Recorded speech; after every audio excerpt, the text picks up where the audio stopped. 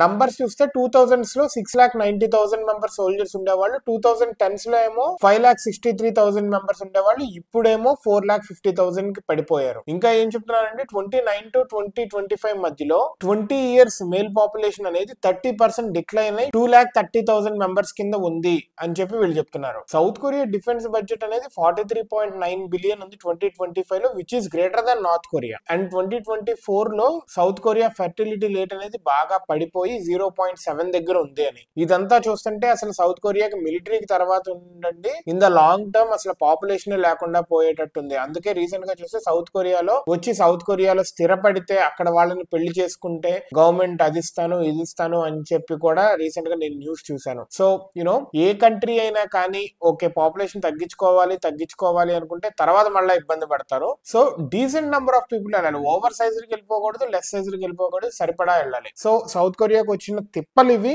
వాటిని ఎలా ఎదుర్కొంటుంది, ఎలా సస్టైన్ అవుతుంది as a nation, we need to wait and see.